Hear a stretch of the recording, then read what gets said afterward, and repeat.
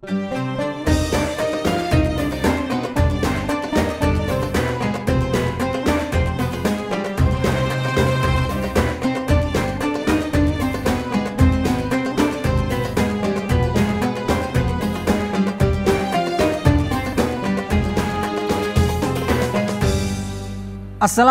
warahmatullahi wabarakatuh.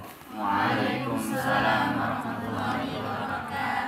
Alhamdulillah wassalatu wassalamu ala rasulillah Sayyidina Muhammad ibn Abdillah wa ala alihi wa sahbihi wa man walah. Pemirsa, alhamdulillah, apa kabarnya? Semoga kita semua selalu dalam keadaan sehat walafiat.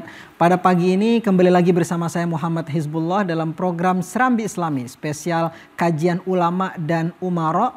Tema kita pemirsa pada pagi ini kita akan mendiskusikan terkait tema tentang pemimpin untuk semua. Bagaimanapun pemimpin itu adalah tidak hanya untuk satu golongan tertentu, tapi untuk semua, apapun partai politiknya, apapun kecenderungan pilihannya dalam tanda kutip, tetap dia adalah harus memimpin untuk semua orang. Karena bagaimanapun pemimpin sejati itu adalah pemimpin yang mengayomi semua pihak. Apapun latar belakang budaya, suku, agama, dan bahasanya. Apalagi dalam konteks Indonesia. Indonesia memiliki beribu bahasa, beribu suku, budaya, dan agama. Ini harus dipimpin oleh seorang pemimpin yang punya jiwa mengayomi semua golongan. Tema kita tentang pemimpin untuk semua, kita akan diskusikan bersama dengan dua guru kita. Alhamdulillah beliau tidak asing wajahnya di kajian ulama dan umara. Pemirsa yang rutin menyaksikan kajian ulama dan umara pasti akan tahu. Yang pertama adalah Dr. Kiai Haji Holil Nafis. Assalamualaikum Kiai Holil. Waalaikumsalam warahmatullahi wabarakatuh. Terima kasih Kiai Holil, di tengah kesibukan beliau pemirsa untuk curi-curi waktunya harus lama. Tapi alhamdulillah hadir lagi bersama kita. Bisa disapa para pemirsa yang saat ini sedang menyaksikan kajian kita Kiai Holil. Para jamaah pemirsa sekalian dimanapun berada, alhamdulillah kita bisa silaturahim dan silatul ilmi. Kita bisa menyambung, bisa bertemu langsung, yang hadir di sini bisa bernyambung dengan melalui layar televisi TVR ini, ya bisa menyapa kita semua. Yang kedua ada silatul ilmi, kita bisa bertemu, beribadah. Ibadah yang paling tinggi, yang paling agung adalah ilmu. Dan Allah mudahkan bagi orang yang mencari ilmu untuk mendapatkan surga. Bukan hanya di akhirat, tapi di dunia mendapatkan kebahagiaan, fid dunya hasanah dan fil akhirati hasanah, karena kita beriman dan berilmu. Amin ya rabbal alamin. Selanjutnya guru kita juga beliau cukup banyak juga memberikan ilmunya kepada kita. Saya rasa beliau juga cukup aktif di berbagai organisasi memberikan pencerahan buat masyarakat Indonesia, yaitu Dr. Kiai Haji Jazilul Fawaid. Assalamualaikum Gus Jazil. Waalaikumsalam warahmatullahi wabarakatuh. Terima kasih Gus Jazil sudah hadir kembali di tengah kesibukan, apalagi jadwal Gus Jazil. Pemirsa harus ngantri dulu. Tapi alhamdulillah untuk TVRI beliau selalu meluangkan waktu, baik Kiai Holil maupun juga Gus Jazil. Mudah-mudahan TVRI sebagai media pemersatu bangsa terus memberikan edukasi pendidikan buat umat Islam dan masyarakat Indonesia. Bisa disapa sedikit Gus para pemirsa yang sedang menyaksikan kajian kita. Para pemirsa baik di studio maupun di luar studio yang dirahmati Allah, tentu kita pagi hari ini salam sejahtera, sehat semuanya. Dan mari kita terus pupuk kebersamaan, tolong menolong, saling membantu dalam kebaikan dan ketakwaan. Dan kita cegah setiap permusuhan dan pertikaian. Baik, terima kasih Gus Jazil. Di sini juga ada sahabat saya Ustadz Mahfuzul Huluki. Terima kasih Ustadz Mahfuz. Apa kabar? Sehat? Sehat alhamdulillah. Alhamdulillah. Di sini juga hadir mahasiswi Fakultas Usuluddin dan Dakwah Institut Ilmu Al-Qur'an IIKI Jakarta. Assalamualaikum warahmatullahi wabarakatuh. Waalaikumsalam warahmatullahi wabarakatuh. Apa kabar? Sehat? Hari ini ada perkuliahan? Oh nanti karena masih pagi. Nanti pulang dari sini insya Allah akan ikut kuliah seperti biasa. Karena mahasiswa yang baik, apapun aktivitasnya di luar sana, dia akan kembali kepada kampus. Saya akan kembali, pertama akan ke Gus Jazil terlebih dahulu. Gus, pemimpin untuk semua. Pertanyaan saya yang pertama, apa konsep kepemimpinan di dalam Islam yang kemudian nanti nilai-nilai norma, aturannya adalah tidak memihak kepada satu pihak, tetapi untuk semua golongan, agama, bahasa, dan budaya yang berbeda di Indonesia? Baik, terima kasih. Kita sebagai negara mayoritas Muslim sudah memutuskan di dalam konstitusi kita bahwa kepemimpinan kita dilaksanakan secara langsung dan demokratis untuk memilih pemimpinnya. Nah, bahwa kepemimpinan ini di Indonesia ini diatur di dalam konstitusi dan mereka bertanggung jawab kepada rakyat. Dan memang kepemimpinan ini bagian dari amanah. Kepemimpinan itu amanah. Di dalam Al-Quran disebutkan, Innallaha ya'murukum an tu'addul amanati ila ahliha. Kalau kita menyerahkan kepemimpinan negara, berikan kepada ahlinya. Kalau pemimpinan kepala sekolah, ahli kepala sekolah. Pemimpinan pesantren, ahli pesantren. Karena apa? Karena yang dijalankan adalah tugas-tugas sesuai dengan kewenangan fungsi sebagai pemimpin di mana ya. Nah, di Indonesia itu ada pemimpin di eksekutif, ada pemimpin di legislatif, ada pemimpin di yudikatif. Ada presiden, ada DPR. DPR juga baru ini, baru dilantik kemarin, berjumlah 580 orang. Dia menyerap, mewakili aspirasi dari daerah-daerah pemilihannya. Nah, yang ingin saya sampaikan, manusia memang ditakdirkan menjadi pemimpin. Baik untuk dirinya, untuk lingkungannya, maupun untuk masyarakat secara umum. Aristoteles bilang bahwa manusia adalah zon politikal. Manusia adalah makhluk sosial yang pasti dia menjadi pemimpin dan hidup bersama-sama. Nah, dalam negara bangsa diatur kepemimpinannya. Di Indonesia ada konstitusi dan ada undang-undang bagaimana menjadi pemimpin. Pemimpin di eksekutif, presiden, gubernur, bupati, wali kota. Pemimpin di legislatif, anggota DPR RI, DPR provinsi, kabupaten kota. Nah, semuanya ini nanti dipertanggungjawabkan kalau dalam Islam. Bukan hanya pertanggungjawaban di depan masyarakat, tetapi pertanggungjawaban kepada Allah. Karena dia menerima titipan sebagai pemimpin, itu sejatinya dari Allah. Baik, menarik. Saya ke Holil. Kalau di Al-Quran itu bahas pemimpin kan istilahnya banyak ya. Ada imam, ada khalifah, bahkan ada aulia. Nah, ini istilah-istilah ini cukup juga memberikan porsi yang pendekatan yang berbeda-beda tentunya. Gimana menurut Holil, tema-tema di dalam Al-Quran itu kemudian bisa mencakup daripada makna dari kepemimpinan baik dalam konteks berbangsa dan juga dalam individual kita. Yang tertera dalam Al-Quran itu imam. Wa ja'alna lil muttaqina imama. Jadi imam itu artinya di depan. Perubahan dilakukan oleh pemimpin. Nah, kita berharap ya kita mengubah minimal dirinya sendiri. Kata Gus Jazil tadi sampaikan, kita semua adalah pemimpin. Kullukum ra'in wa kullukum mas'ulun an ra'iyah. Jadi kita ini pada individu itu ada pemimpin. Nah, imam di depan dan diikuti oleh belakang sebagai makmum. Kalau ini adalah pemimpin, ini adalah rakyat. Ada terminologi lain dalam Islam disebut dalam Al-Quran adalah khalifah. Khalifah itu pengganti atau di belakang. Karena memang ada teladan yang harus kita teladani dalam memimpin, sekaligus adalah meneruskan misinya. Kalau Al-Mawardi itu menyebutkan dalam kitab Al-Ahkam As-Sultaniyah, al-imamatu mawdu'atun li khilafatin wa fi hirasatidin wa siyasatid dunya. Ada imamah, ada khilafah. Li khilafatin nubuwah. Khilafah dalam arti adalah misi, bukan organisasi, adalah misi kenabian. Artinya Allah menurunkan anbiya wal mursalin itu adalah sebagai proses berganti, dan terakhir adalah Nabi Muhammad disebut dengan khotaman nabiin rahmatan lil alamin. Sehingga proses itu adalah proses yang sifatnya menyempurnakan. Dan setelah Nabi Muhammad disebut dengan khalifah. Khalifah Sayyidina Abu Bakar, khalifah, dan kemudian ada kekhilafahan. Nah, para anbiya adalah kemudian para rasul, dan kemudian para ulama tentunya adalah sebagai khilafah. Jadi khalifah adalah pengganti untuk meneruskan misi-misi kenabian itu, bukan hanya Nabi Muhammad tapi misi-misi kenabian. Kemudian disebutkan dalam Al-Quran adalah ati Allah wa ati Rasul wa ulil amri. Jadi ulil amri adalah orang yang mempunyai perkara. Di sini adalah mas'uliyah. Mas'uliyah itu adalah tanggung jawab. Jadi seorang pemimpin di dalam Islam digambarkan adalah orang yang punya tanggung jawab. Tapi ada yang spesifik Allah berikan kepada kita adalah tu'til mulka man tasya.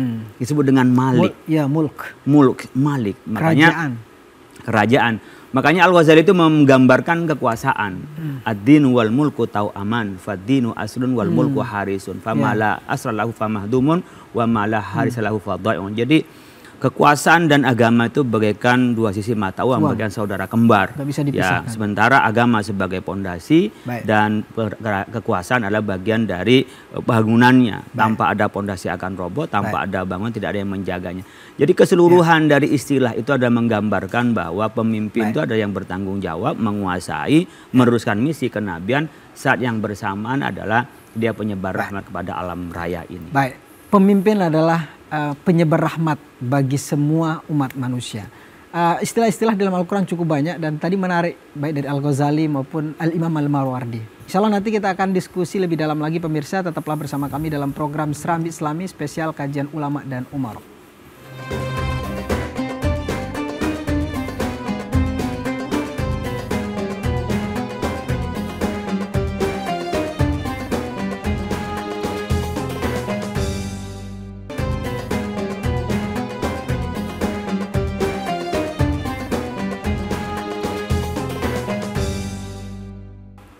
Terima kasih pemirsa, Anda masih bersama kami dalam program Serambi Islami. Masih bersama dengan guru kita Kiai Jazilul Fawaid dan juga Kiai Holil Nafis. Menarik tadi mengungkapkan dari pernyataan-pernyataan ulama-ulama ketika membahas tentang pemimpin, Gus Jazil, dari Kiai Holil Nafis. Baik dari Imam Al-Mawardi, kemudian baik dari Imam Al-Ghazali. Saya teringat oleh, kalau nggak salah, pernyataan Ibnu Taimiyah. Lebih baik pemimpin yang zolim daripada satu hari ketiadaan seorang pemimpin. Ini pandangan ini menurut saya cukup berani dalam tanda kutip. Ini kan seolah-olah ada yang kalau kurang benar memahami ini bisa mengatakan ya udah pemimpin zolim sekalian. Gimana kita melihat pernyataan Ibnu Taimiyah ini, Gus Jazil? Ya, salah satu tugas pemimpin itu menjaga ketertiban. Dia punya hak untuk memaksa. Hak untuk juga memberikan sanksi, itu pemimpin. Nah, kalau satu hari kemudian tidak ada orang yang ngatur, itu pasti tabrakan kalau di jalan raya itu. Betul. Kalau masyarakat pasti tawuran. Lampu lalu lintas berhenti sebentar. Makanya meskipun dolim kata Ibnu Taimiyah, mending ada pemimpin daripada tidak ada pemimpin. Itu kondisi terburuk, maksudnya begitu. Nah, cuma ingin yang kita sampaikan, kita tidak ingin itu terjadi di Indonesia. Betul. Makanya proses peralihan kepemimpinan di Indonesia diatur secara periodik 5 tahun sekali. Dan dibatasi 2 periode. Nah, kalau kepemimpinan yang disebut kayak dalam pemimpinan Allah itu, ya memang kadang tidak ada periodenya, itu masa raja-raja dulu. Masa ketika menganggap bahwa kepemimpinan itu memang dari atas, dari Allah. Kalau sekarang diwakili, kalau dalam bahasa Yunani itu suara rakyat, suara Tuhan. Maka penjelmaan suara Tuhan itu dilakukan dalam pemilu. Dan raja atau presiden, raja dulu tidak terbatas. Kalau sekarang terbatas. Betul. Presiden, gubernur, wali kota, bupati dibatasi oleh undang-undang. Nah, oleh sebab itu kepemimpinan itu bukan kepemimpinan yang mutlak. Itu yang disebut dengan kepemimpinan duniawi. Kalau dalam bahasa sekuler. Nah, kepemimpinan ukhrawi, kepemimpinan agama itu melekat dalam dirinya dulu. Jadi kalau masa Khalifah Abu Bakar itu ya dia memimpin negara Madinah sekaligus menjadi imam masjidnya, menjadi imam. Nggak jarang sekarang. Raja Arab Saudi aja nggak pernah jadi imam di masjid sana. Mungkin raja-raja yang lain itu yang sistemnya kerajaan. Nah, oleh sebab itu kepemimpinan di setiap waktu, di setiap masa memiliki perubahan-perubahan.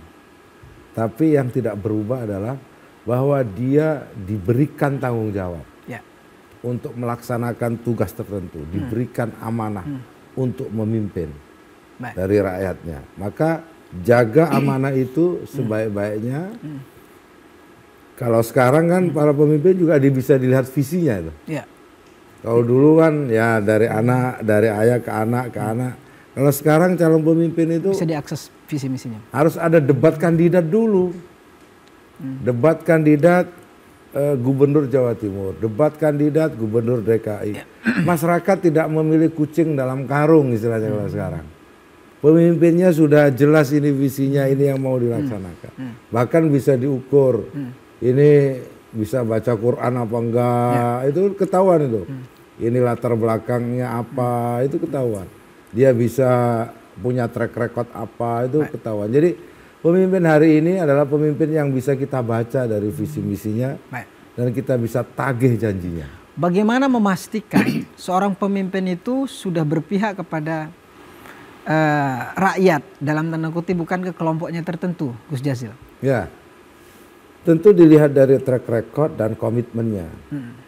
Kalau di dalam apa ya, filsafat Jawa gitu, pemimpin itu harus bisa rumongso, tapi ojo rumongso bisa. Baik. Itu orang Jawa. Yang kedua, jangan gumunan. Pemimpin itu jangan mudah ojo kagetan, Nggak kaget. ojo dumeh. Ya, Ojo dumeh prasojo. artinya? Ojo dumeh itu jangan mentang-mentang. Oh ya. Jadi supaya dia yang terakhir prasojo itu hidupnya sederhana. Pemimpin mesti hidup sederhana, harusnya. Tapi kan kalau ini kan ada standar protokol. Jadi mobilnya apa, menteri ini, ajudannya itu diatur di dalam negara itu. Dulu belum ada aturan seperti itu. Tapi bisa nggak ada protokoler tuh. Tapi bisa nggak seorang presiden terus saya ingin mau pakai yang seperti ini, bisa kan? Bisa, tapi diatur dalam protokoler negara karena keselamatan pemimpin itu harus juga menjadi priority. Ya. Kalau tidak menjadi gejolak, Baik. tiba-tiba kan banyak kalau di kita ya, sejarah bagaimana Ali meninggal, wafat, terbunuh. Betul. Umar bin Khattab ditikam. juga terbunuh. Kalau dalam sejarah Islam, Muawiyah juga dalam ancaman pembunuhan. Ketika zaman Muawiyah itulah dibentuklah yang disebut dengan pengawal. Baik. Jadi pemimpin harus ada pengawalnya itu. Baik. Nah, pemimpin spiritual tertinggi biasanya nggak pakai pengawal kayak Khalil itu nggak Ya pakai karena pengawal. beda hodamnya katanya. Iya, jadi Baik. Baik, saya ke Holil. Oke, kalau kita juga melihat dalam sejarah-sejarah Islam, banyak sekali pemimpin-pemimpin yang menurut saya mendunia. Sampai saat ini banyak juga dipelajari kiprahnya. Umar bin Abdul Aziz, kemudian banyak lagi para pemimpin. Apa menurut Holil yang kita perlu ambil dari contoh-contoh para pemimpin-pemimpin terdahulu kita bisa aplikasikan dalam konteks sekarang?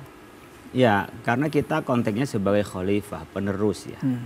Jadi memang seringkali kita dicoba di dalam kepemimpinan di Indonesia ini, berbeda pemimpin itu selalu menghapus kebijakan pemimpin sebelumnya. Betul. Bukan meneruskan, baik itu dalam bentuk kepemimpinan nasional maupun di kementerian. Sehingga kita tambal sulam dan sekarang kan tidak punya format bagaimana ke depan dalam bentuk yang paling kecil seperti Indonesia. Dalam konteks yang lebih besar seperti di dunia sebenarnya misi kita kepemimpinan itu apa gitu ya. Kelanjutan. Mungkin bisa berangkatnya dari kelompoknya masing-masing. Tapi ketika jadi pemimpin jangan hanya menjadi pemimpinnya kelompoknya sendiri. Umumnya dalam konteks pluralitas ya. Pluralitas dalam konteks Nabi memimpin di Madinah. Nabi memang berangkat dari Muslim. Nabi adalah penyebar Islam di Madinah. Tapi ketika dalam konteks negara, Nabi itu bisa dilihat dalam Sahifah Madinah, di dalam Piagam Madinah itu tidak menyebutkan di situ persoalan keagamaan, tapi persoalan komitmen kebangsaan.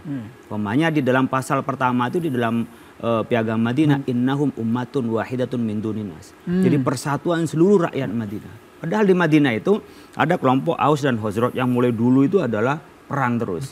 Kemudian ada kelompok pagan, ada kelompok Yahudi, ada kelompok Muhajirin, ada kelompok Ansor. Muhajirin itu pendatang.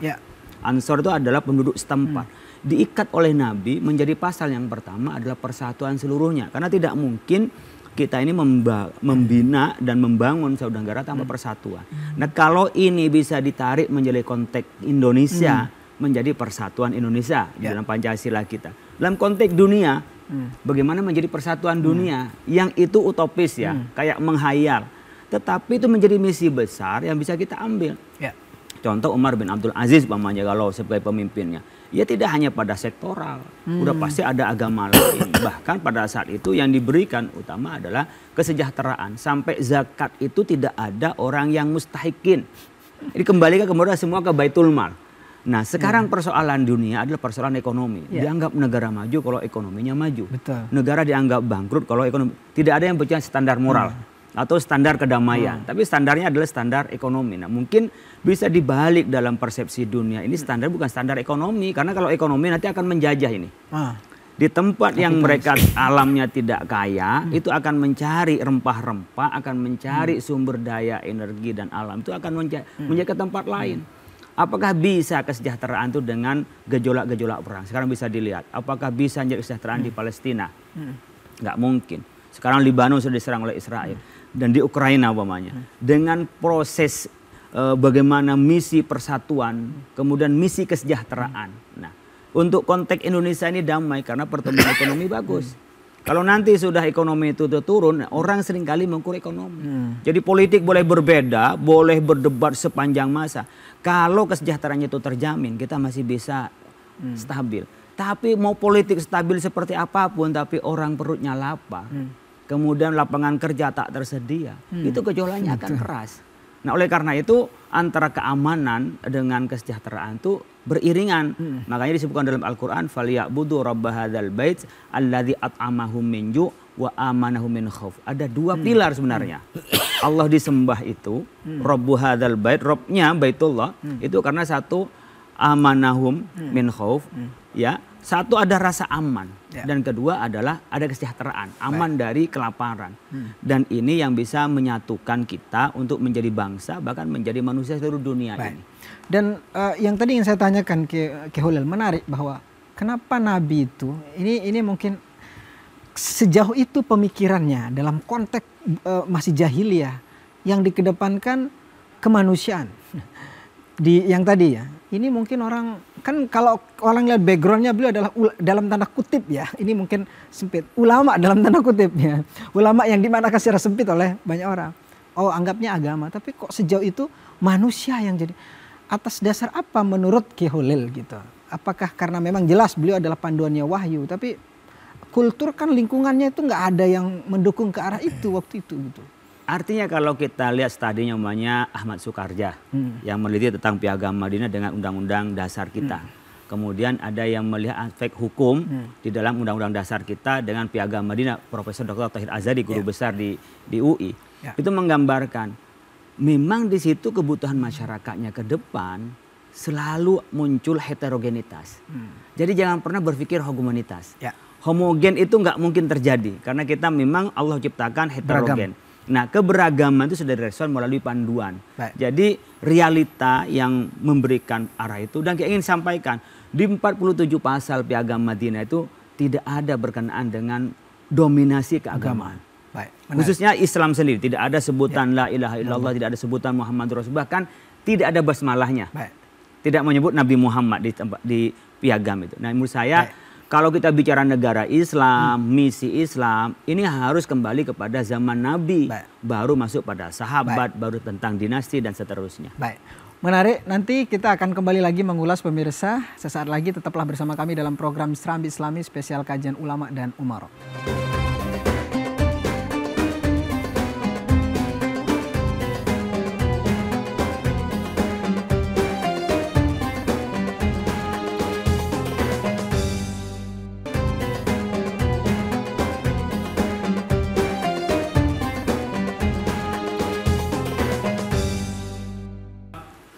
Terima kasih pemirsa, Anda masih bersama kami dalam program Serambi Islami spesial kajian ulama dan umara. Tadi Ki Holil Nafis menarik menurut saya bagaimana seorang nabi ya lahir dalam budaya dan lingkungan yang mungkin sangat tinggi sekali, belum kenal peradaban, tapi ada manusia yang begitu tinggi sekali peradabannya sampai mungkin orang kaget, sementara budaya-budayanya sangat beragam sekali, tapi beliau memberikan gagasan yang sangat luar biasa. Saya ke Gus Jazil. Gus, kita punya Pancasila yang bunyinya itu adalah keadilan sosial bagi seluruh rakyat Indonesia. Ini adalah upaya Indonesia dari founding father kita untuk menciptakan bagaimana jangan ada kelas nomor 2 di Indonesia. Siapapun dia harus setara, apapun profesi, apapun status dan sebagainya. Gimana ini nilai-nilai Pancasila ini dalam konteks modern dan perkembangan media sosial saat ini kita perlu aplikasikan, karena tantangan bermedia sosial juga ini menjadi tantangan terbesar untuk membentuk masyarakat Pancasila, Gus Jazil. Ya, sebenarnya Pancasila ini mirip saja dengan Piagam Madinah. Dalam versi yang pendek, hanya 5 sila. Bahwa masyarakat Indonesia ketika itu memang bukan Nabi yang membuat, bukan Rasulullah. Tapi Pancasila ini dibuat oleh founding fathers Indonesia untuk menyatukan Indonesia. Nah, mulai dari sila ketuhanan yang Maha Esa sampai keadilan sosial bagi seluruh rakyat Indonesia. Ingat bahwa kata kunci kepemimpinan itu disebut sukses kalau dia mampu membangun keadilan. Jadi siapapun dia, dari agama apapun dia, kalau dia menjadi pemimpin, yang paling penting itu dia bisa menciptakan keadilan. Banyak cerita-cerita, misalkan ada satu tempat yang itu pemimpinnya tidak muslim, tapi kejujuran, keadilan ditegakkan di situ, itu justru masyarakatnya lebih tertib. Betul. Nah, oleh sebab itu dalam kepemimpinan itu yang menjadi dasar selain keimanan kalau dalam Islam itu adalah tegaknya keadilan. Maka di dalam Al-Quran selalu dikatakan itu. Ketika Allah membaiat Nabi Daud kan begitu, ya Daud inna ja'alnaka khalifatan fil ard fahkum bainan nasi bil haq. Wala tattabi'ul hawa fayudhillika an sabilik. Jadi pemimpin itu satu aja, kalau dia bertindak benar, bertindak adil. Godaannya hawa nafsu. Baik.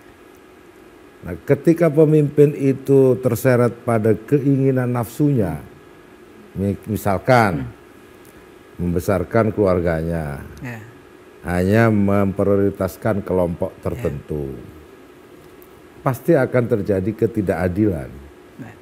Nah, ketidakadilan itu dimulai dari nafsu dan serakah itu. Nah, ketika seorang pemimpin sudah tidak adil, tidak hilang itu keimanan bagi saya. Keimanannya hilang karena keimanan seorang pemimpin adalah keadilannya itu. Betul. Ketika dia zalim, meskipun dia mengaku saya warga la ilaha illallah, tetap aja zalim. Ya. Kalau sudah zalim maka bergeser itu. Nah, oleh sebab itu sila kelima keadilan sosial bagi seluruh rakyat Indonesia ini yang diwajibkan, mandat yang harus dijalankan setiap pemimpin Indonesia. Mulai dari kepala desa sampai presiden. Hari ini bukan kepemimpinan tunggal soalnya. Pak Prabowo bukan raja, dia presiden. Sama dengan yang lain yang di situ punya kekuasaan terbatas. Tetapi harapan masyarakat agar mewujudkan kemakmuran dan keadilan. Kata kuncinya itu. Jadi kalau keadilan sosial bagi seluruh rakyat Indonesia itu terpenuhi, pasti itu kepemimpinan Islam. Pasti itu kepemimpinan yang sesuai dengan keinginan umat Islam. Ada pertanyaan saya nih, karena bagaimanapun Gus Jazil kan aktif termasuk di politik dan sebagainya. Tadi kata Gus Jazil bahwa adil itu menjadi kunci dari bagaimana kita memastikan keadilan di tengah tekanan politik dan di tengah pragmatisme kelompok tertentu. Ini menurut saya nggak mudah sebagai orang yang mungkin lama berkecimpung di dunia politik. Gimana kita ini mungkin jadi pembelajaran politik bagi masyarakat juga. Gitu, ya, adil itu sering didefinisikan adalah menempatkan sesuatu pada tempatnya. Ya. Hari ini masyarakat bisa melihat apa yang dilakukan oleh pemimpinnya. Siapapun dia, masyarakat bisa memberikan kritik, memberikan nilai. Oleh sebab itu pemimpin yang ada di Indonesia tidak boleh anti kritik. Karena ini negara demokratis. Kalau dia tidak adil, segera dikasih tahu supaya ada koreksi. Bagaimana mengkoreksinya? Ada kekuasaan lain yang namanya kekuasaan di legislatif. Dia yang harus mengkontrol. Dia harus mengingatkan juga, ini namanya kekuasaan check and balances. Jadi eksekutif punya kekuasaan, tapi dia harus dikontrol oleh kekuasaan legislatif. Saya ke Holil, termasuk juga tadi, karena mungkin Ki Holil juga sering punya pandangan-pandangan yang sangat konstruktif menurut saya ketika melihat tekanan politik, tekanan agama untuk menciptakan sebuah kebijakan-kebijakan yang untuk kepentingan bersama. Termasuk juga pertanyaan saya, menurut Ki Holil apa tantangan terbesar bagi pemimpin saat ini untuk menciptakan atau menjadi pemimpin untuk semua? Ada dua. Yang pertama ada pragmatisme. Jadi orang hanya berpikir bagaimana menyelamatkan diri dan bagaimana mengkaya diri dan bagaimana persiapan untuk mempertahankan kekuasaan diri. Dan itu seringkali mereka harus mengumpulkan pundi-pundi, kalau itu berkenaan dengan aset negara, atau dia meletakkan orang-orang yang harus menjadi kaki tangannya di tempat-tempat tertentu.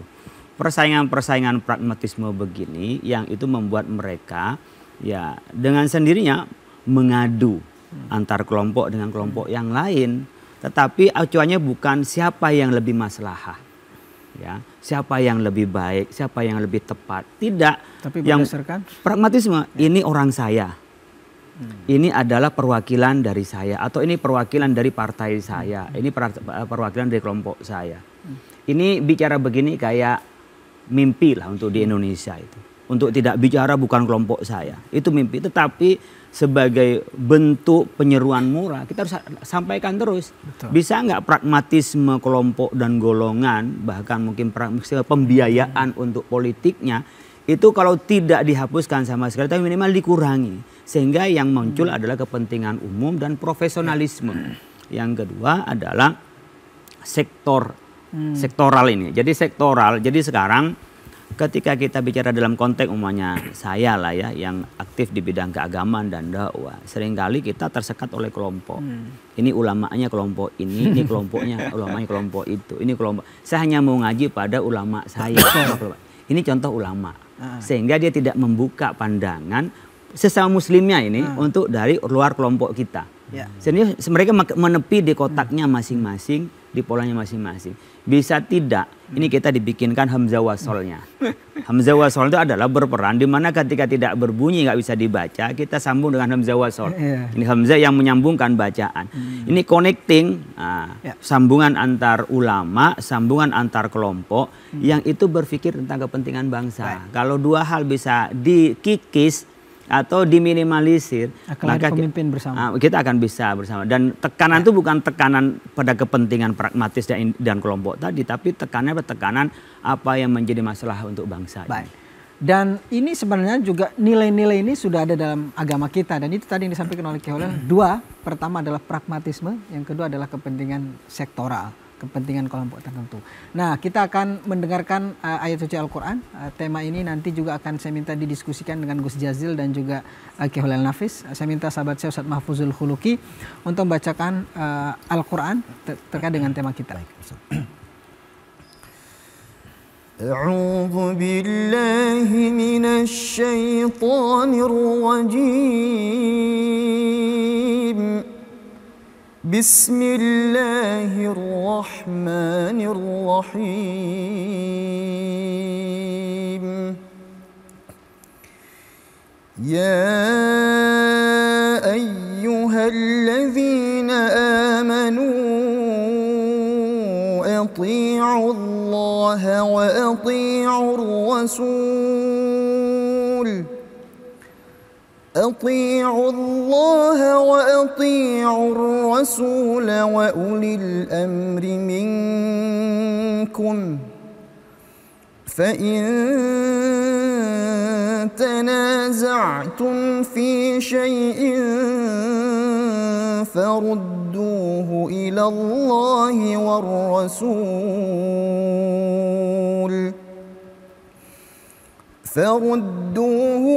الله والرسول إن كنتم تؤمنون بالله واليوم الآخر ذلك خير وأحسن تأويلا صدق الله العظيم.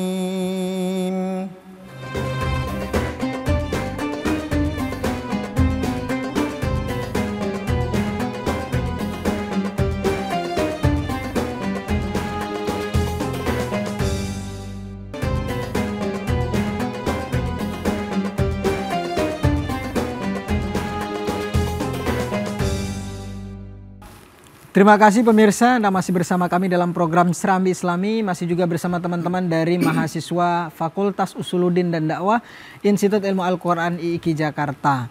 Tadi juga terima kasih Ustadz Mahfuz sudah membacakan ayat Al-Quran. Saya ke Gus Jazil. Ayat ini Gus sering dijadikan sebagai landasan dalam kita berpihak atau taat kepada seorang pemimpin. Ati Allah wa ati Rasul wa ulil amri minkum. Gimana implementasi ayat ini sehingga kemudian pemimpin seperti apa yang kemudian masuk dalam kategori ayat ini? Bukan kita mengkategori ini tidak, ini bukan, tapi maksudnya siapa sehingga rentetan ayatnya Allah, Rasul, kemudian ulil amri. Jadi dalam ayat itu dijelaskan agar kita taat kepada Allah, kepada Rasul dan kepada pemimpin. Atau disebutnya sebagai ulil amri di situ, yang memegang urusan. Itu artinya kalau kita sudah memberikan mandat kepada seseorang untuk mengatur urusan, apakah dia disebut presiden, apakah dia disebut wali kota, atau disebut bupati, maka wajib hukumnya kita mengikuti. Wajib kita hukumnya untuk taat. Karena apa? Karena mandat sudah diberikan. Ya.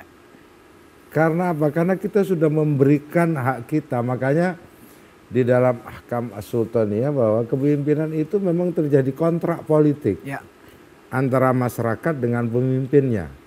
Jadi ulil amri ini bukan seperti nabi yang dilahirkan dari langit begitu, ditunjuk oleh Allah sebagai nabi. Tetapi ulil amri itu adalah proses kontrak politik. Makanya di situ disebutnya ulil amri, yang memegang urusan. Nah, makanya di dalam teori demokrasi kontrak itu harus dibatasi. Kewenangannya, waktunya. Makanya sebagai pemimpin ini juga harus dibatasi, bukan tidak terbatas. Betul.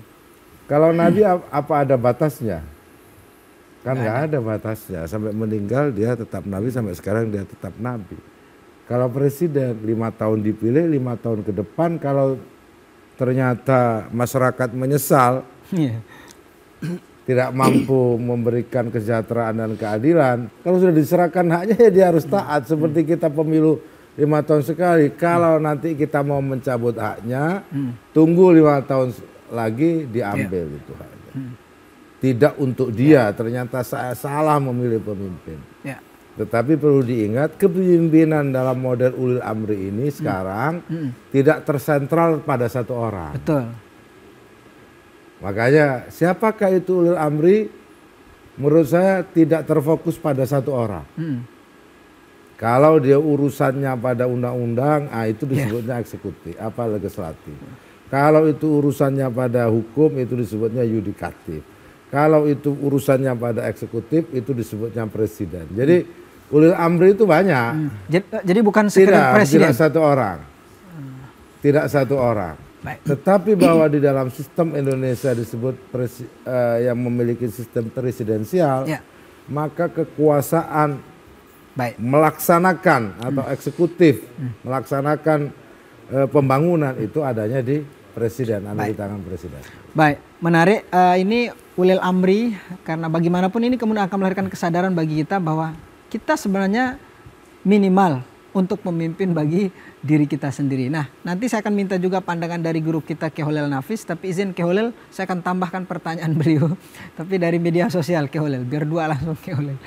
Silakan ditampilkan pemirsa, kita akan tunjukkan kepada para pemirsa di rumah pertanyaan yang masuk di media sosial seputar tema tentang pemimpin untuk semua. Saya minta kesediaan sahabat saya Ustadz Mahfuzul Uluki untuk membacakan pertanyaan yang masuk. Assalamualaikum warahmatullahi wabarakatuh. Saya Bambang dari Surabaya, izin bertanya. Bagaimana sudut pandang Islam mengenai anggapan dari masyarakat soal pemimpin yang merakyat namun dinilai sebagai pencitraan? Ya. Sekian. Keholel, merakyat tapi pencitraan. Sama yang tadi juga bisa ayat itu juga dielaborasi lagi. Soalnya ini sekarang banyak nih, karena momen-momen itu ini merakyat apa karena memang mau apa gitu. Keholel. Saya ingin mengutip masih Ibnu Katsir Ya. ya. Saya senang dengan tafsir beliau Dari itu karena yang ayat tadi kayak ya. ayat tadi, ati'u Allah ati'u Rasul wa ulil amri minkum. Wa qala Ali bin Abi Thalha an Ibnu Abbas wa ulil amri minkum yakni ahlul fikhi wad din. Ahli fikih dan ahli agama. Ini dalam konteks pemimpin umum. Dalam konteks negara tentu adalah pemimpin formal.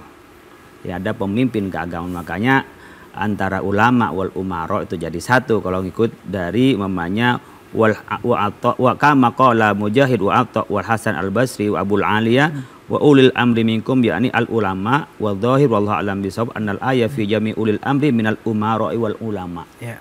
Jadi dua-duanya. Tetapi ada kaidah di situ dari fasalu ahla dzikri in kuntum la ta'lamun, itu kan artinya adzikru itu adalah orang yang mengetahui urusan itu sebenarnya. Orang yang dianggap adalah ulama ahli zikir gitu ya. Disebut juga dalam hadis dalam tafsir ayat itu.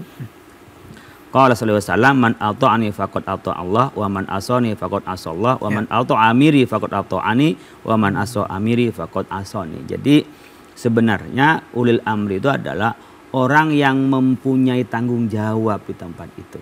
Dalam konteks negara adalah presiden dan seluruh aparatnya. Kemudian dalam konteks umpamanya lebih kecil gubernur. Dalam konteks yang lebih kecil lagi bisa kepala desa, bisa RT, bisa RW. Bahkan kepala desa. Ya, tapi dalam konteks ini tidak lepas dari keagamaan. Artinya ada ulama umpamanya. Ulama di sini bisa ormas, bisa ulama yang secara individu kapasitasnya. Kan ulama sama dengan ketika mengeluarkan fatwa. Ada fatwa yang dikeluarkan secara individu, ada fatwa yang secara kelompok. Nah, oleh karena itu dalam konteks kita berkelompok itu harus ada pemimpin. Dan kewajiban pemimpin adalah bertanggung jawab terhadap visi dan cita-cita yang dipimpin. Kewajiban kita sebagai rakyat adalah mentaati pemimpin. Nah, artinya tidak boleh di situ berebut kewenangan dengan ketentuan yang sudah jelas. Siapa pemimpin, siapa yang dipimpin. Jadi sama dengan kategori yang lebih luas umpamanya antara penegak hukum dan sebagai rakyat. Ya. Kita bisa saja sebagai rakyat itu memberikan usulan, laporan, koreksi kepada kepada pemerintah tentang suatu kejadian kriminalitas dan seterusnya, pidana. Tapi kita tidak bisa bertingkah sebagai penegak hukum. Betul. Kan sama dengan umpamanya ini ada perjudian, kemudian kita bubarin. Kita hancurkan. Itu bukan kewajiban kita dan itu adalah penegakan hukum dengan cara melanggar hukum. Karena penegaknya bukan penegak hukum. Nah, dalam konteks ini juga pemimpin dituntut adalah memberikan jaminan tadi masih keadilan. Dalam keadilan dan kesejahteraan. Makanya karena sekarang zamannya media sosial seringkali ini jadi bahan kampanye. Kalau itu real nggak ada masalah. Artinya kita kan kadang-kadang sedekah perlu ditampakkan. Fani'immahi katanya. Tapi kadang-kadang perlu disembunyikan. Kadang-kadang kita perlu menyampaikan kebaikan di depan publik untuk apa? Mengajak. Kalau saya di bidang dakwah di MUI, kadang-kadang narsis ya di media sosial narsis. Ya, narsis. Untuk bisa eksis. Disinilah di zaman era media sosial ini bisa nggak kita di tengah kenarsisan kita menjaga riak kita, menjaga hati kita. Sama dengan di tengah kita keramaian sibuknya, bisa nggak kita menjaga uzlah kita dalam hati ini?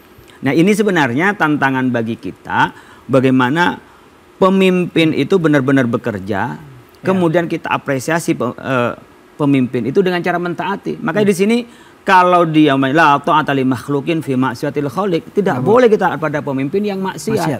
Jadi pencitraan is oke lah, ada kritik biar dia lebih konkret. Umumnya pencitraan ini banyak penghargaan. Tetapi apakah kemiskinan bertambah atau menurun, Ya. atau malah turun temurun gitu kan kemiskinannya. Kemudian apakah umpamanya berkenaan dengan lowongan kerja Ya. tambah banyak, kemudian apakah memang tata kota lebih Ya. bagus, sekarang banjir dan seterusnya. Kan nggak perlu orang masuk umpamanya ke gorong-gorong tapi tetap banjir terus, pura-pura besi sungai dengan cara umpamanya wah ini pemimpin yang langsung turun, tapi orang tetap banjir gitu loh. Ya. Ya nggak apa-apa lah, tidak harus tampak di tengah sungai, tapi orang bebas dari banjir. Baik. Nah yang seperti ini sebenarnya kita perlu melakukan koreksi antara pencitraan dan bekerja yang nyata. Ini dan saya rasa para followers juga sudah pintar sekarang. Keholil Gus Jazil tahu dia ini mana ini. Kan sekarang apalagi anak-anak mahasiswa ini Gus tinggal buka akun yang lain lagi, rivalnya ketahuan oh ini beneran apa ini tidak. Nah ini perlu juga edukasi di media sosial sehingga tidak karena kita terpengaruh oleh bungkusan, tapi benar-benar berdasarkan dia punya kompetensi dan juga skill, attitude yang layak untuk diangkat menjadi pemimpin. Nah, selanjutnya saya akan persilakan buat teman-teman di sini untuk bertanya secara langsung. Silakan. Siapa yang bertanya, perkenalkan nama dan pertanyaannya. Nama saya Syabila Putri Azali, izin bertanya Ustadz, bagaimana pemimpin dapat menghadapi suatu keputusan yang sulit dan etis dalam situasi yang penuh dengan tekanan? Dan pertanyaan kedua saya, bagaimana pemimpin yang tidak bisa menanggapi situasi dalam masyarakat dan pemimpin itu tidak bisa menjawabnya dengan pertanyaan yang benar. Terima kasih. Baik, ini pertanyaan saya ke Gus Jazil. Bagaimana cara pemimpin membuat keputusan di tengah kondisi yang, misalnya taruhlah kemarin Indonesia di zaman Covid. Menurut saya Indonesia termasuk luar biasa ya. Artinya di tengah banyak negara-negara di luar sana chaos ya. Kita termasuk alhamdulillah di tengah gempuran Covid kita masih stabil. Gimana caranya sebagai orang yang lama berkecimpung di dunia seperti itu, Gus Jazil? Ya, kepemimpinan di masa krisis, di masa konflik itu membutuhkan kepemimpinan yang kuat untuk membangun soliditas. Jadi ada saatnya pemimpin dihadapkan pada kondisi yang kritis, kondisi konflik. Nah di situ perlunya kecerdasan seorang pemimpin untuk membangun solidaritas dari rakyatnya agar mampu mengatasi. Nah misalkan contohnya tadi COVID, kalau tanpa dukungan rakyat nggak mungkin berhasil pemerintah itu. Tanpa dukungan ulama juga nggak mungkin, tanpa dukungan pesantren juga tidak mungkin. Oleh sebab itu, hari ini kepemimpinan itu adalah kemampuan pemimpin untuk mengantisipasi setiap kemungkinan jika terjadi masalah di dalam pengambilan keputusan. Nah, yang mungkin ditanyakan, bagaimana kalau pemimpin melanggar etik? Ya kan? Jadi di luar yang formal ada yang disebut etik. Setiap kelembagaan negara ada kode etik. Dosen ada kode etik dosen, hakim ada kode etik hakim, dokter ada kode etik dokter, politik ada kode etik politisi gitu. Yang saya pikir belum ada kode etiknya itu presiden. Jadi di DPR ada mahkamah etik, mahkamah kehormatan dewan. Makanya sering disampaikan bahwa saya pikir perlu ada mahkamah etik. Iya, karena apa? Karena kekuasaan apapun hari ini harus dibatasi baik secara formal maupun secara etik. Mahkamah Konstitusi ada MK-MK-nya. Nah, oleh sebab itu yang ditanyakan tadi, memang kepemimpinan itu berubah dan dituntut untuk lebih kuat pada saat-saat konflik dan saat-saat yang kritis. Baik, menarik ini pandangan dari Gus Jazil, memberikan pencerahan buat kita. Ini ternyata banyak hal yang perlu kita pikirkan, nggak segampang yang kita sebagai rakyat lihat. Nah, nanti kita akan kembali sesaat lagi, tetaplah bersama kami dalam program Serambi Islami spesial kajian ulama dan umarok.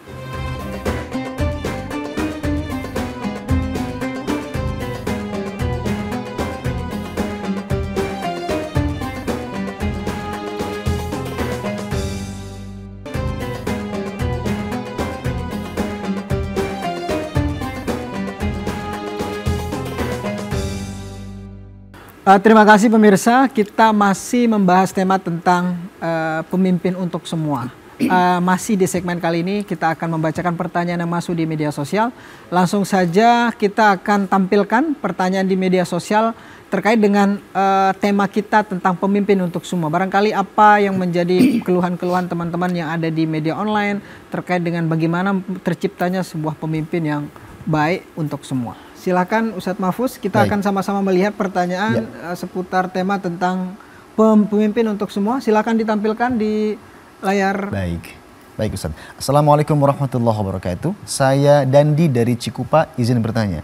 Kata kepemimpinan dan pemimpin memiliki arti yang berkaitan dan tidak bisa terlepas satu sama lain. Bagaimana Islam memandang kedua hal tersebut? Baik, saya ke Kiai Holil. Bagaimana nggak bisa lepas antara kepemimpinan dan pemimpin? Bagaimana Islam memandang kedua hal tersebut? Mungkin istilahnya beda antara kepemimpinan, beda dengan pemimpin. Sistem dengan orang yang memimpin. Itu Islam juga kan memiliki otomatis pandangan yang pendekatan yang berbeda. Ya, antara fa'il dan masdar aja kalau bahasa Arabnya. Pemimpin itu adalah fa'ilnya, orangnya, kepemimpinan adalah masdarnya. Jadi kepemimpinan itu tipe. Jadi tipe seseorang untuk memimpin itu punya tipe ya. Ada tipe orang yang ya lebih merakyat, demokratis ya. Ada tipe orang juga yang otoriter gitu. Dan biasanya pemimpin itu mir'atur ra'iyah. Pemimpin itu adalah cermin dari rakyatnya. Jadi kalau pemimpinnya rampok, pasti rakyatnya rampok semua itu. Nggak mungkin umpamanya pemimpin rampok, kemudian rakyatnya adalah takmir masjid, itu nggak mungkin itu. Jadi pemimpin itu adalah cermin dari rakyatnya. Jadi di mana letak umpamanya keterkaitannya? Ya karena model kepemimpinan adalah model kepemimpinan yang akan diberikan kepada rakyatnya. Contoh kalau di Maroko, saya pernah itu ngambil pos doktor ya di Maroko itu. Kemudian kami bincang-bincang, kenapa di sini kok lebih senang kerajaan di Maroko itu? Karena memang di sana itu mulai dengan raja-raja, kemudian dia menginginkan ada raja tunggal yang itu bisa mengkoordinir raja-raja. Kalau di zaman Nabi dulu adalah suku-suku yang hebat-hebat, ada suku Quraisy, adalah kelompok suku yang hebat. Tapi ada satu tempat seperti di Indonesia ini, dulu ada semodel kerajaan, Majapahit dan seterusnya, Ayam Buruk dan seterusnya. Mereka menjadi sebuah kebanggaan dalam maksud kerajaan. Sekarang menjadi NKRI, negara kesatuan menjadi nation state kita. Sehingga di antara kita tidak ada yang kelas 2, tidak ada yang kelas 1, tidak ada yang kelas 3. Semua adalah sama, punya kesempatan yang sama dan punya kerangka yang sama dalam kepemimpinan. Nah, kepemimpinan yang dipakai di sini adalah kepemimpinan demokrasi ala Pancasila. Itu kepemimpinannya, model kepemimpinan. Dan tentu ada style pemimpinnya. Style pemimpinnya adalah sesuai dengan kondisi rakyatnya. Oleh karena itu ketika kita bicara di mana letak kegarisan, namanya sudah pemimpin udah terkaitan dari lughatan lughawiyahnya, jadi sudah keterkaitan. Kemudian kepemimpinan daripada model dan sistem, pemimpin adalah orangnya. Dan memang pemimpin itu kan opinion leader. Dia yang membuat kerangka framing, kalau bicara framing dalam arti positif, yang akan mengarah pola pikir masyarakat itu adalah tergantung pada pemimpinnya. Ad-dinu ala dini mulukihim, ya. Ar-ra'ya ala dini mulukihim. Rakyat itu tergantung kepada agama pemimpinnya. Artinya kebijakan-kebijakan pemimpinnya, model-model kepemimpinan oleh pemimpin itulah akan menjadi model dan sistem di rakyatnya itu. Saya sedikit ke Gus Jazil. Gus, ada beberapa kelompok-kelompok tertentu yang ingin niatnya mungkin dianggap bagus ya. Kita punya gagasan yang bagus kok, Islam itu katanya. Tentang Islam konsep, taruhlah mereka nyebutkan sebagai khilafah lah. Meskipun benih-benihnya kita Indonesia sudah menghapus, tapi ideologi-ideologinya masih ada dalam bentuk-bentuk praktik-praktik yang beragam-ragam. Gimana supaya benih ideologi ini bisa dalam arti diimbangi dengan apa ideologi Pancasila yang sudah ada di Indonesia? Ya, berpikir itu merdeka di Indonesia itu. Siapapun boleh berpikir. Untuk menyampaikan gagasannya silahkan. Berserikat juga diperbolehkan. Setiap orang punya hak politik yang sama. Cuman kita sudah menegaskan di dalam konstitusi, keputusan konstitusi itu sudah ada menjadi ini dasar negara, ini konstitusi kita, ini harus kita jaga bersama-sama. Jadi kalau ada pikiran yang ingin mengganti Pancasila itu dianggap sebagai bukan warga negara yang baik. Meskipun dia Islam. Apapun jenis latar belakangnya. Sebab apa? Itu sudah menjadi fondasi yang harus kita jaga bersama. Kalau itu dibongkar, maka runtuhlah bangsa ini. Karena itu menjadi ideologinya. Benar dan salah boleh diperdebatkan. Tetapi kesepakatan ini jangan dicerai-beraikan. Itulah yang dimaksud. Jadi boleh mengkaji model politik yang paling ideal, silahkan. Belajar tentang teori-teori politik, silahkan. Tetapi sebagai warga negara Indonesia yang sudah memutuskan di dalam komitmennya tentang ideologi, konstitusi, maka itu harus dijaga dan dihormati. Kalau warganya tidak menjaga itu, ingin mengganti itu, maka bubar bangsa ini. Maka kesadaran kita sebagai warga negara, sebagai pemimpin sama. Dan juga tidak boleh pemimpin menyimpang apa yang menjadi kesepakatan di dalam negara ini. Makanya ada punishment. Pemimpin bisa dimakzulkan di dalam undang-undang. Jadi presiden bisa diberhentikan kalau melanggar konstitusi. Gitu. Ini menarik supaya jangan ada ruang-ruang ruang-ruang yang memiliki ada kepentingan-kepentingan tertentu. Padahal Pancasila juga sering juga disampaikan oleh Kiai Holil, nggak ada bedanya. Maksudnya nilai-nilainya itu sudah sesuai dengan sistem atau nilai-nilai yang ada di dalam Al-Quran. Kita akan mempersilahkan di segmen kali ini bersama dengan teman-teman dari mahasiswa Fakultas Usuluddin Dakwah IIKI Jakarta. Silakan, siapa yang bertanya terlebih dahulu, perkenalkan nama dan pertanyaannya. Assalamualaikum warahmatullahi wabarakatuh. Waalaikumsalam. Perkenalkan, nama saya Khairunisa. Maaf Ustaz, saya izin bertanya, bagaimana secara seorang pemimpin tetap menjaga visinya di era perkembangan zaman sekarang? Sekian, terima kasih. Baik, saya langsung ke Kiai Holil. Kiai, perkembangan zaman seperti media sosial dan sebagainya, seringkali kebijakan-kebijakan atau mungkin punya gagasan-gagasan sebelum diangkat menjadi pemimpin itu karena melihat kebutuhan-kebutuhan di masyarakat, tekanan-tekanan di media sosial dan sebagainya. Gimana supaya memastikan yang sebelumnya juga tidak hilang, tapi yang satu juga diakomodir sehingga tidak merugikan berbagai kalangan? Ada dua hal yang harus kita pisahkan antara visi misi dengan praktek di lapangan. Visi misi itu nggak boleh diubah, bahwa visinya ada kemaslahatan. Cuman bagaimana bisa menyampaikan kemaslahatan itu bisa diukur dengan kekuatan massa atau kesiapan rakyatnya. Bukan berarti dengan kebijakan yang diubah berarti mengubah visi, tidak. Ketika umpamanya Nabi Muhammad SAW itu ingin mengubah bentuk dari Ka'bah, kemudian khawatir orang menjadi salah paham tentang Ka'bah, itu tidak dilakukan. Gitulah. Begitu juga mungkin untuk rakyat. Mungkin belum siap orang di Indonesia untuk belajar merdeka. Semua belajar sendiri di rumahnya. Malah di rumahnya nggak ada yang belajar. Kita kan harus dipaksa. Karena belum waktunya mereka diberi kebebasan untuk belajar mandiri umpamanya.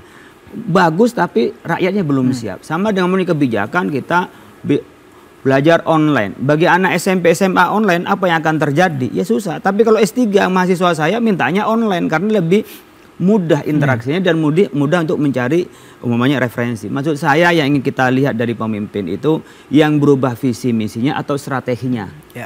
Kalau visi misinya nggak boleh berubah, dia adalah baku seperti visi misi negara gitu ya. Yang sekarang GBHN sudah nggak ada dalam konteks Indonesia, sudah kembali kepada visi misi presidennya. Maka dia akan ditagih bagian dari kontrak sosial, bahasa kontrak politik katanya Gus Jazil tadi, bagaimana kita akan melihat. Tapi kalau strateginya itu kembali kepada kesiapan rakyat. Seperti rakyat kita antara perkotaan dengan pedesaan beda. Antara masyarakat yang di kota, masyarakat yang terdidik dengan tidak terdidik, dua hal yang berbeda. Jadi harus dibedakan antara visi dan misi. Kemudian bagaimana cara menjaganya? Itu kan sama dengan kita istilah istiqomah. Amanu summastaqomu. Jadi harus bagaimana kita bisa istiqomah. Yang bisa istiqomah adalah ya kita harus selalu muhasabah. Muhasabah tentang diri kita, tentang visi kita. Kemudian apapun yang terjadi itu dia bisa tetap kekeh dan juga tetap teguh, itu adalah bagi pemimpin. Kalau mudah terombang-ambing jangan jadi pemimpin. Makanya dulu saya ingin menyampaikan Abu Dzar Al-Ghifari ketika pernah menyampaikan kepada Rasulullah, ya Rasulullah, kita kan teman dekat nih. Saya kok belum kebagian jabatan apa-apa, katanya, kira-kira begitu lah saya gambar. Terus ini saya mendekat, saya belum jadi apa-apa. Katanya Rasulullah, anta dhaif, kamu lemah, nanti kamu nyesel sendiri. Kamu punya gak tegaan, kamu terlalu baik sama orang, sementara jabatan itu Anda harus teguh. Nanti orang yang ngambil manfaat, kamu yang masuk penjara, kira-kira begitulah. Dia yang ngambil memperkaya diri, kamu yang berurusan dengan hukum. Jadi kita harus tahu masing-masing siapa pemimpin dan siapa yang sebagai ya orang yang melaksanakan dari kepemimpinan itu. Baik, masih ada sesi pertanyaan, saya persilahkan. Silakan perkenalkan nama dan pertanyaannya. Waalaikumsalam. Saya Mutiara Salsabila. Ini Ustaz, untuk pertanyaannya bagaimana menjadi pemimpin untuk bisa tetap humble. Oke, itu yang pertama. Terus yang pertanyaan kedua, apa relevansinya tadi konsep ulul amri di zaman era digital ini? Oke, baik, yang pertama saya ke Gus Jazil. Gus, pemimpin humble. Ini pemimpin merakyat, bisa nggak artikan dengan pemimpin yang merakyat? Kan jenis-jenis pemimpin kita dari era dulu sampai sekarang memiliki kecenderungan berbeda-beda ya. Mungkin yang disebut oleh Salsabila itu pemimpin humble, itu pemimpin yang ya bisa merakyat, yang gampang diakses. Jadi hari ini tuh pemimpin tidak boleh seperti matahari, memang kelihatan tapi nggak bisa didekati. Nah, pemimpin yang merakyat itu dia apapun biasa dia terima dan bisa sharing. Dan dia bisa bergaul dengan siapapun. Tidak eksklusif kepada kelompok tertentu atau tim pemenangan tertentu. Tapi ketika dia sudah menjadi pemimpin, dia itu pemimpin untuk semua, bukan untuk kalangannya.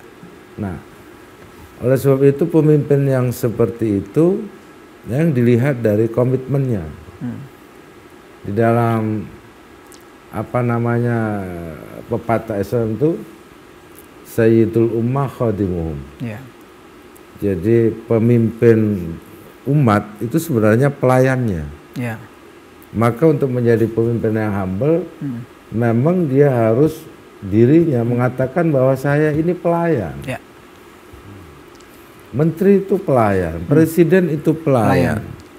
Ulama itu sebenarnya pelayan umat. Kalau ada orang tanya tentang hukum, harus jawab. Harus dijawab. Khadimul ummah. Khadimul ummah, Sayyidul ummah khadimum. Jadi pembesar dari umat itu sesungguhnya itu pelayannya. Nah, sama, namun memang meskipun dia pelayan punya fasilitas itu aja. Baik. Karena apa? Karena dia diberikan mandat tanggung jawab yang besar. Diberikan kantor, ada tempat kantor kerja gitu ya. Ada mobil dinasnya, ada macam-macam. Sebagai fasilitas seorang pemimpin yang diberikan oleh rakyatnya. Tetapi sekali lagi, dia jangan berjarak dengan rakyatnya. Baik. Jangan lupa kepada rakyatnya. Baik. Dia duduk di situ karena mandat dari rakyatnya. Jangan berjarak dengan rakyat. Nah, ini adalah mungkin yang perlu dijawab dari jawaban tadi tentang pemimpin yang humble. Kita masih ada satu segmen lagi, sesaat lagi tetaplah bersama kami dalam program Serambi Islami spesial kajian ulama dan umaro.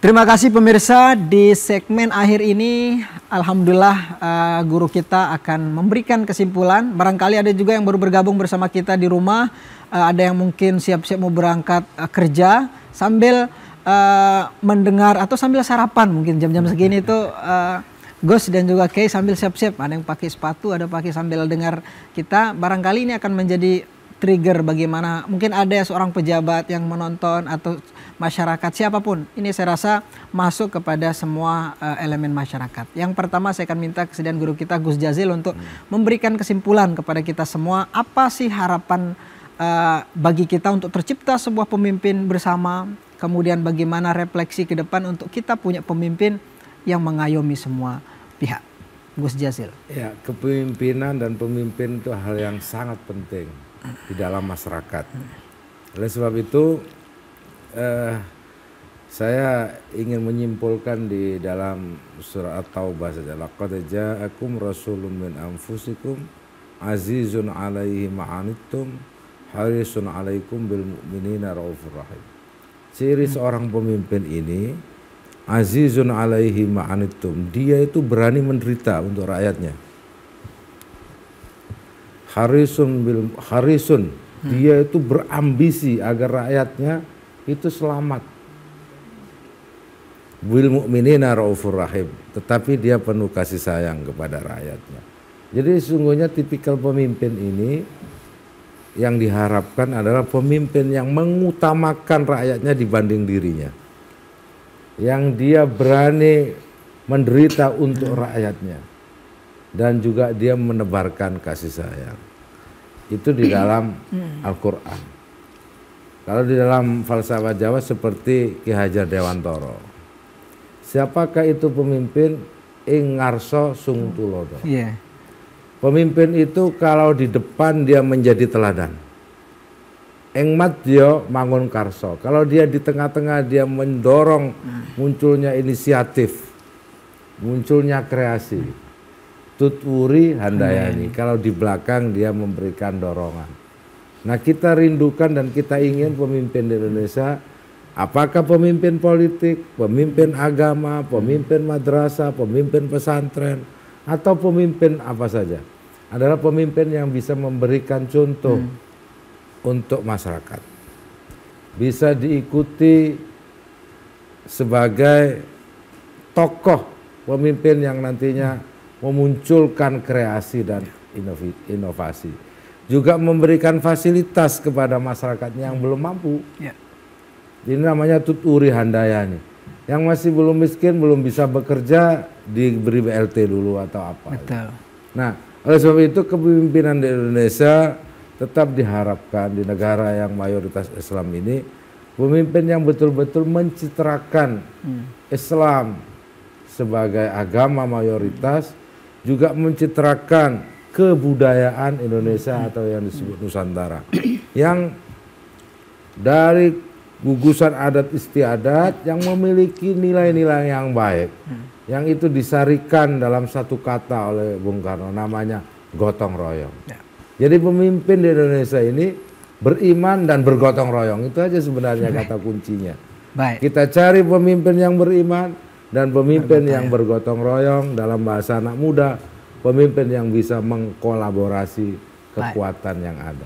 Baik, menarik. Pemimpin yang beriman, pemimpin yang bergotong royong, dan pemimpin yang berkolaborasi. Nah, mahasiswa IIKI insya Allah siap akan jadi pemimpin nanti ke depan. Gus Jazil. Kita doakan lahir pemimpin-pemimpin hebat dari mahasiswa-mahasiswa di Indonesia, termasuk dari mahasiswa yang hadir hari ini dari mahasiswa IIKI Jakarta. Selanjutnya dari guru kita, Ki Haulil Nafis, untuk memberikan masukan dan juga simpulan terkait dengan tema kita. Tafadhol Ki. Kalau pengen jadi pemimpin yang kolaboratif, pemimpin yang punya inisiatif, punya pemimpin yang bisa diteladani, yang ikutilah pemimpin itu untuk mengikuti sifat Rasulullah. Sidik, amanah, tabligh, fatonah. Yang pertama itu punya trust publik.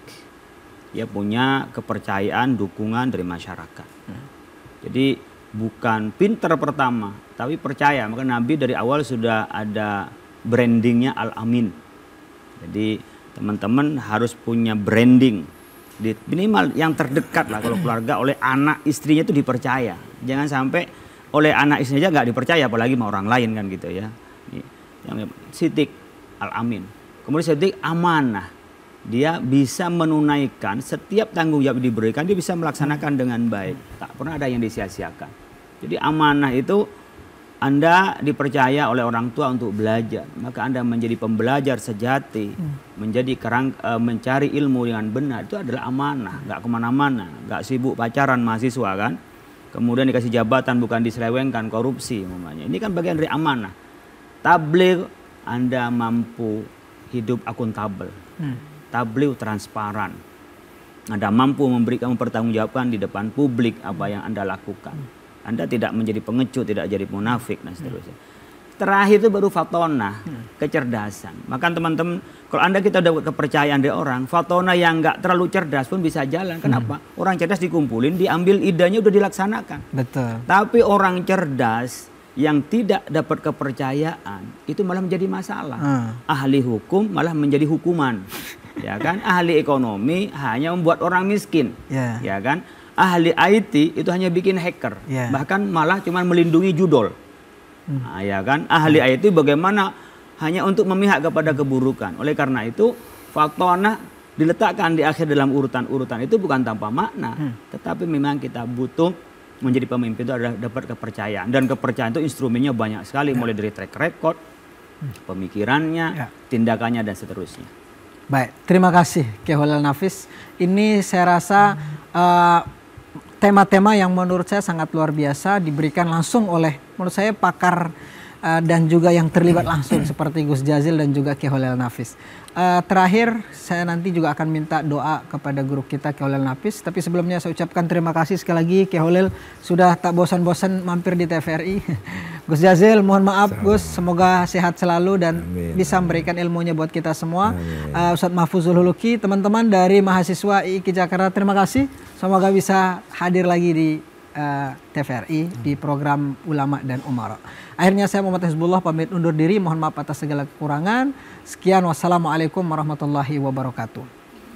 Astagfirullahaladzim, astagfirullahaladzim. Allahumma salli wa sallim ala Sayyidina Muhammad wa sallim. Allahumma salli wa sallim ala Sayyidina Muhammad wa sallim. Allahumma salli wa sallim ala Sayyidina Muhammadin al-Fatih lima aghlika wal khatim lima sabaq nasul haqqi bil haqq wal hadi ila siratikal mustaqim. Allahumma salli salatan tunjina biha min jamil ahwali wal afat wa taqdirana biha jamil hajat wa tutahhirna jamil sayyi'at wa tarfa'una biha indaka lad darajat wa tuballighuna biha aqsal ghayat min jamil kharafil hayati wa badal Muhammad birahmatika ya arhamar rahimin. Allahumma irzuqna rizqan katsiran mubarakan halalan tayyiban wa 'allimna ilman nafi'an bi salihin. Allahumma inna nas'aluka ma sala bihi nabiyyuka wa abduk wa na'udzu ma'adza bihi nabiyyuka abduk Muhammadun sallallahu alaihi wasallam.